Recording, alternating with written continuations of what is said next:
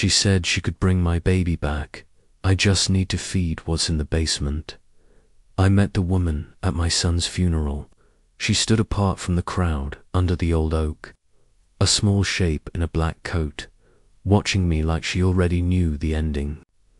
I was not sleeping, not eating, just moving through hours like a ghost. People hugged me and said soft words that did nothing. When the last of them left, she came closer. "I'm sorry for your loss," she said. Her voice was the kind you hear at night in an empty kitchen, quiet, close, almost warm. "You don't know me. I'm called Mother Gray, but I know this. You would do anything to hold your baby again." My throat closed. I could not say his name without breaking in half. "What do you want?" I asked. "To help," she said. She took my hand. Her skin was cold as water from a deep well. She slipped a little brass bell into my palm and a folded paper that smelled like old books. "I can bring him back to your arms before dawn. All you must do is feed what lives in your basement." I laughed because it was easier than screaming. We had moved into the small blue house 3 months earlier. The basement was low and damp and full of boxes. There was no what down there, only my husband's tools and the stillness that follows a storm. But the woman's eyes were steady, the color of unripe grapes. I wanted to throw the bell at her. I wanted to believe her. How I asked, and hate filled me because I asked it. She leaned in. "There are rules," she said. "Simple rules. Do exactly as I say and do not improvise. Grief tells lies. The house will tell them to." I unfolded the paper with shaking hands.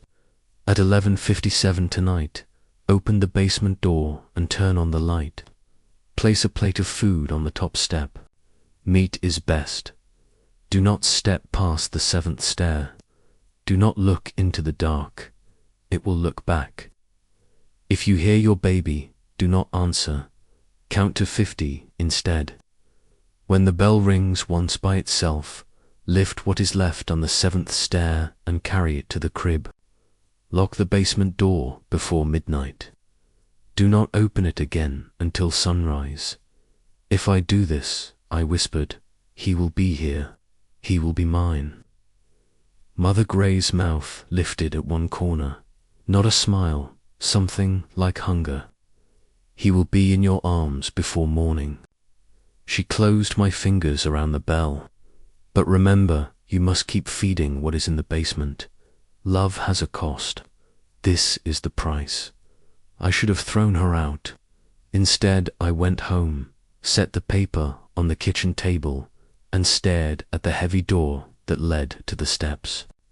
It seemed farther away than usual, as if the hallway had stretched. The house felt alert, like it was holding its breath. The clock dragged all evening.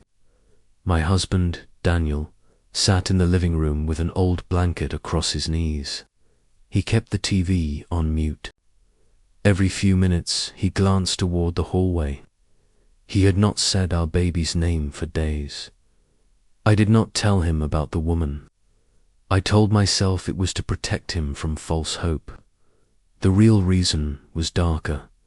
If this was wrong, I wanted to be the only one to blame. At 11:55, I went to the kitchen. My hands moved without me. I set a plate on the counter and pulled the plastic off a package of beef we had planned to cook the next week. The smell hit me metallic, raw. I told myself it was only meat. I told myself the paper said meat was best, and the paper knew more than I did. Daniel looked at me. "You're up late."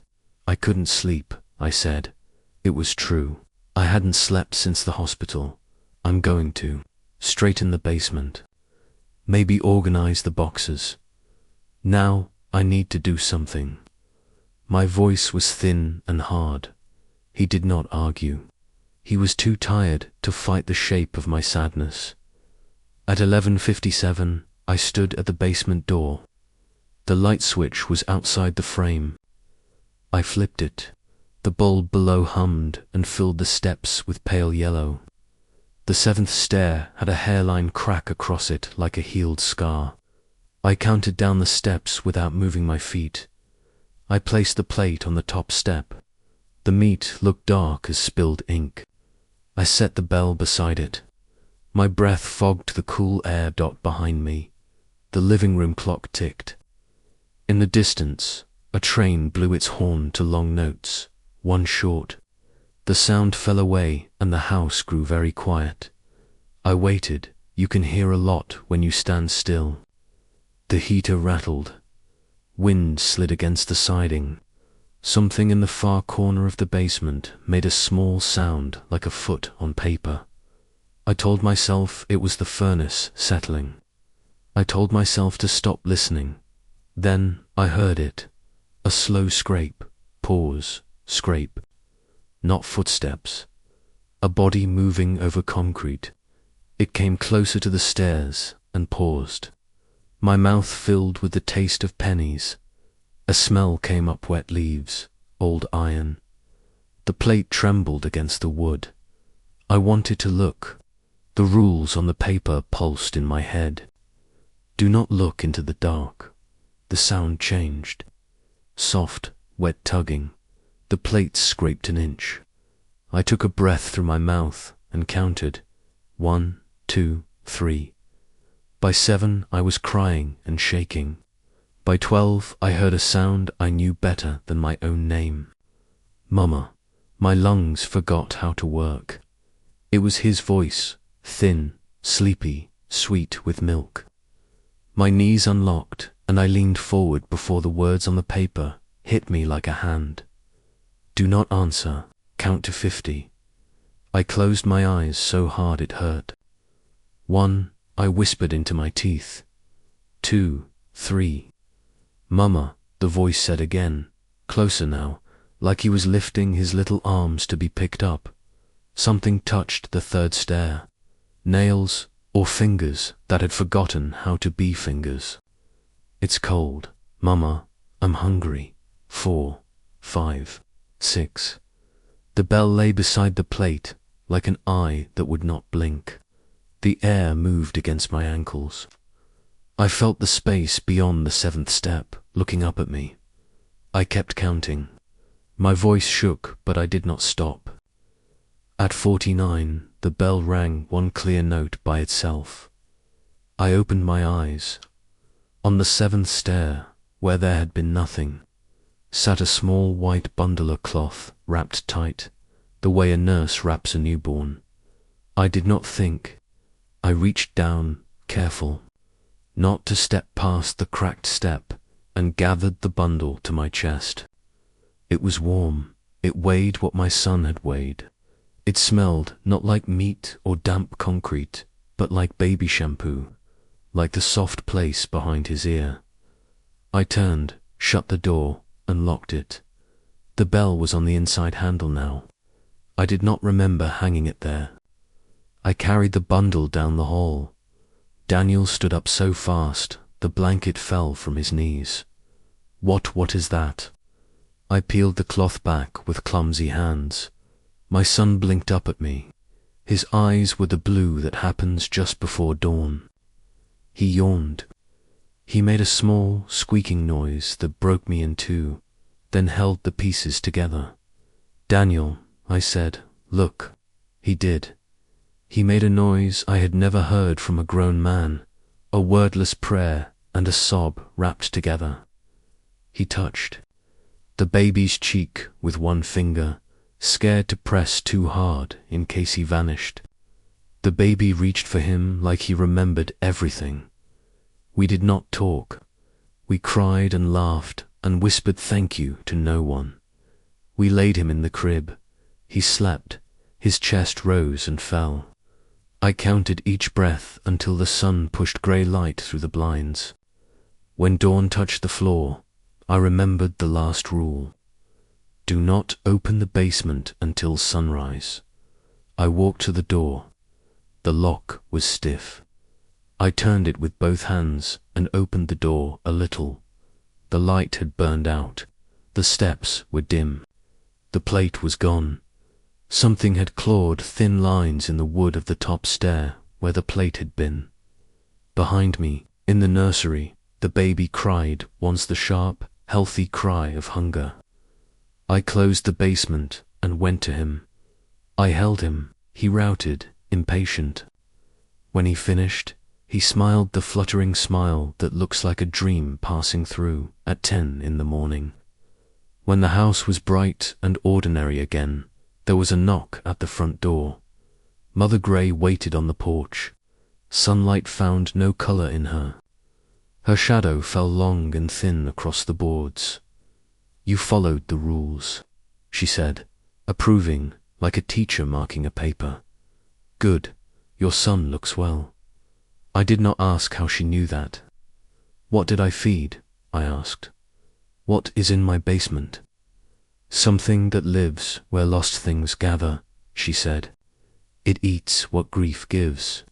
It is older than the house, older than the road. It is not cruel, it is only hungry. How often," my voice was small, "how often must I feed it?" Mother Grey's eyes softened, almost kind. "When the bell rings, the bell will know. It will be less at first, then more. These things are not simple trades, dear heart. They are tides. All that matters is this. When the bell rings, you feed it, or it will feed itself. On what?" She tilted her head. "On doors that should stay closed. On names, on the warm things you hold too long. Pay your price and keep your child." She handed me a small tin with a tight lid. "Keep meat in the freezer. Keep this salt for the door frame. Keep your promise." I wanted to hate her, and I wanted to hug her, and I wanted to slam the door. "Thank you," I said. She nodded, already looking past me as if she could see through the walls to the stairs. "One more thing," she said. "If the voice at the door calls you Mama again, do not answer. Your baby does not live down there anymore. She left without asking for money." For 3 days, the house was gentle. The baby slept, then woke, then slept. The sun slid across the crib and left gold lines on his blanket. Daniel made coffee for the first time since the hospital. He watched cartoons with the volume low. He did not ask questions, and I did not open the basement. On the 4th night, I woke and knew, before I saw it, that the bell was moving. It was not a sound I heard, not at first. It was a feeling, like the house had inhaled and was holding it. Then the bell struck once. I went to the kitchen in my bare feet. The paper's rules were there, a coffee ring on one corner. The clock said 11:50-7. I opened the basement door. The bulb was out again, though I had replaced it that morning. I turned the switch anyway, a habit already. I set a plate on the top step. The meat was cold and slick. The air rose up, cooler than the rest of the house. I did not step past the 7th stair. I did not look down. The dragging came sooner this time. The old iron smell pushed up into my face. The plate scraped. The chewing was slower than before, like someone thinking. I stared at the wall and counted. At 27, the voice spoke. "Mama." It said, "Exactly right. He's hungry. He wants more. He wants company in the dark. Bring him to me." I pressed the paper flat on the doorframe.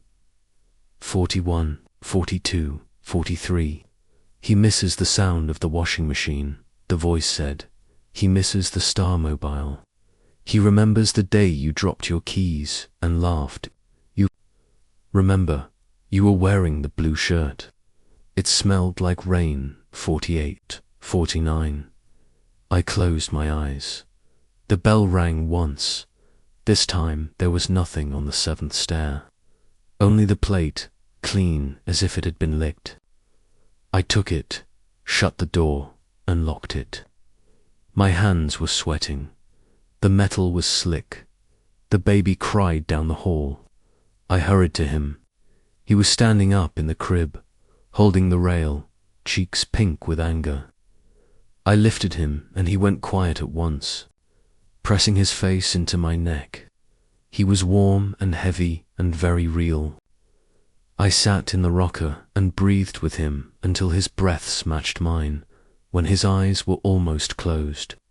He whispered in the small, secret voice babies use when they are half asleep. "Mama." "Yes," I said, kissing his hair. "I'm." Here he opened his eyes wide, too wide for a moment, like a puppet's, like a mask shifting. "I'm hungry," he said, and the words slid wrong, too flat, as if he were remembering how to say them. A chill moved over my skin. He tucked his face under my chin and sighed like any ordinary child and felt like any ordinary child. The second wrong moment passed like a cloud over the moon.